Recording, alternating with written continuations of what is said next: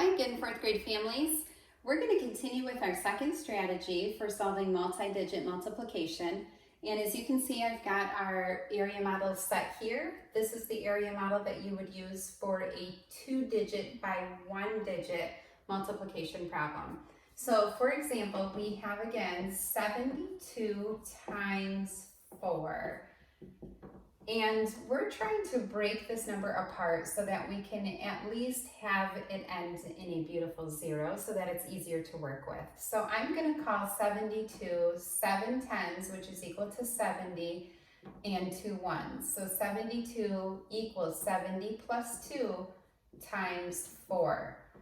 So that's my thinking when I break those numbers apart to put them in the area model. So my 1-digit number goes along this side, the length side, and my 2-digit number goes along the top. And the difference with expanded notation versus place value sections is we're going to do our work on the outside of the area model. So after you set your numbers up, and if you want to write the 4 here, you can. You really are doing the work outside of the area model. So I'm going to rewrite the problem as 72 times 4. 72 again equals 70 plus 2, and 4 simply equals 0 tens and 4 ones. Okay? So now what I do is I multiply this through. So I'm taking my 70 and I'm multiplying it by 4. So 70 times 4 equals. And again, the beautiful thing about this is we've got that gorgeous 0, so I can cover that up and multiply my non-zero digits and then simply add the place value on or add the 0 on. So 7 times 4 is 28. And because I covered that 0 or that place value, I simply add it on to this number here, okay? Then what I do is I take the 2 and I multiply it by the 4. So 2 times 4, and that's easy. Those are our 1 by 1 digit problems that we know just automatically. 2 times 4 is 8. I add these up, and my answer is 288. So the answer to 72 times 4 is 288.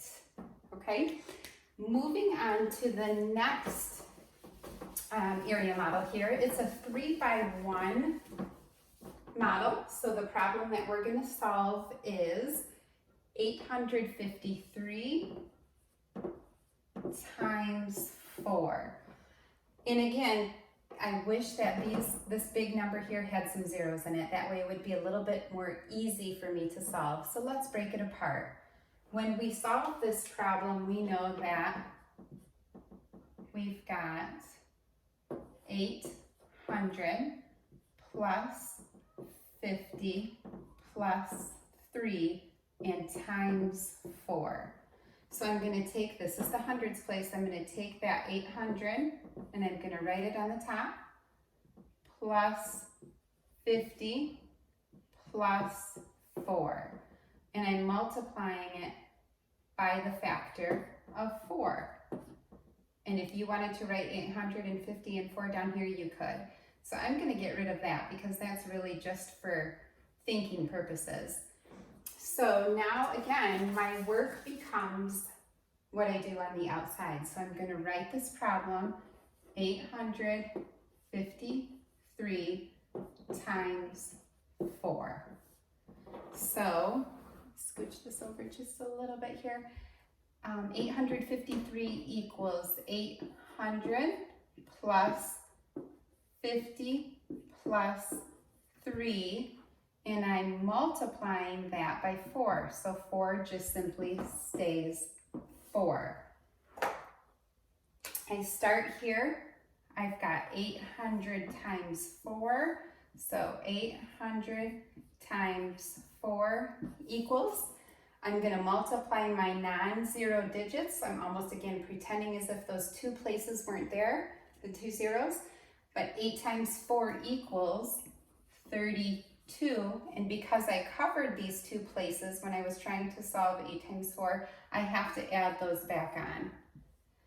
Next, what I do is the 50 times 4. So I'm going to write my equation down here. 50 times 4. I know that 5 times 4 is 20, and I'm going to add this extra place value here. Okay, next I'm going to do 3 times 4. So I'm going to write 3 times 4 as an equation down below, and I know that 3 times 4 is 12. So keeping my places lined up, 0 plus 0 plus 2 is 2, 0 plus 0 plus 1 is 1, 2 plus 2 is 4, and 3 plus nothing is 3.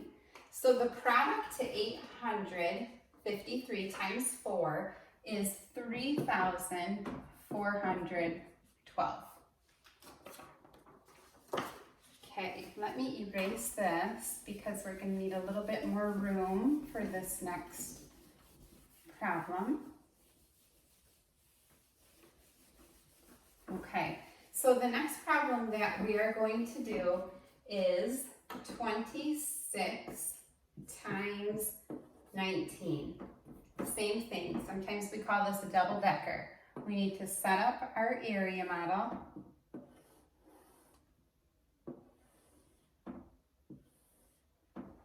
When I break apart 26, I have 20 plus 6. When I break apart 19 into the value of each digit, I have 10 plus 9. So I need to multiply these numbers to find the product. 20 plus 6 can go along this side, and 10 plus 9 can go along the top. If again you'd like to write the opposite sides in, that's totally fine. You can do it down on the bottom as well. So that looks like a lot of work. Let's just do the same problem like we found. We've got 26 times 19. 26 equals 20 plus 6, and 19 equals 10 plus 9. And now we just fan through each digit again. So I'm going to take my 20 and I'm going to multiply it by my 10. So 20 times 10 equals 2 times 1 is 2. Add your 2 place values on. And 20 times 9 equals, so 20 times 9 equals, so 2 times 9 is 18, and I'm going to add my 1 place value here. So I'm done with my 20. Now I need to take my 6 and multiply my 6 by each of the lower digits. So 6 times 10, 6 times 10 equals 6 times 1 equals 6, and I'm going to add my 0 or my place value on. And now I need to do the 6 times the 9. So 6 times 9 equals 54. You add up everything over here, all the partial products that you just solved, you're going to add those up. When I start in the ones place, I know that 0 plus 0 plus 0 plus 4 is 4. When I move to the tens, I've got 0 plus 8 plus 6 plus 5, which is 19, or 190. And when I move to the hundreds, I've got 1 plus 2 plus 1, which is actually the hundreds. So we've got 100 plus 200 plus 100. That is 400. So the product to 26 times 19 is 494. In expanded notation, again, the numbers stay the same, but we're really just expanding them out. We're taking the problem and we're expanding it outside of the area model. So none of the work is done on the inside, it's all done on the outside. And truly, it's kind of your thinking that you did in all the other problems as well. When we introduce all of these methods to our students, we want them to know how to solve multiplication using all these different methods or strategies. But in the end, the most important thing is that they get the most accurate answer. So they are able to choose whatever strategy is most comfortable and that they feel that they can be most successful with. Here's the favorite amongst a lot of us at home. This is the shortcut method or the old school method. So I'm going to show you 26 times 19 the way that Mrs. Opoff was taught back in school. So our problem is 26 times 19. Okay, we were taught when we solved this problem to start over here in the ones.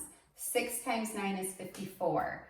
We are going to put our ones down in the number 54 and carry our tens. Now we multiply, so we did this 9 times 6. Now we're going to do the 9 times 2, and this is actually a 20. But we don't look at the value of the digits when we do this. So 9 times 2 is 18, and 18 plus 5 is 23. So I'm done multiplying that 9.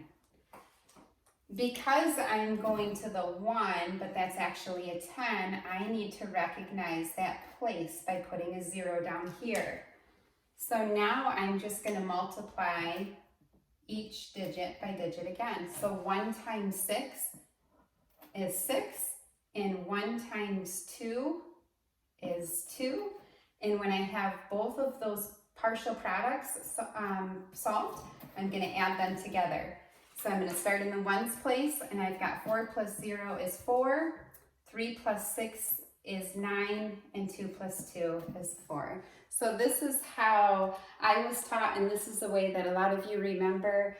Oftentimes when we get into the upper grades and we use the shortcut or the old school way, we have to always remember to put this extra 0 down or this extra place. That way our number we can get the most accurate answer. Thank you.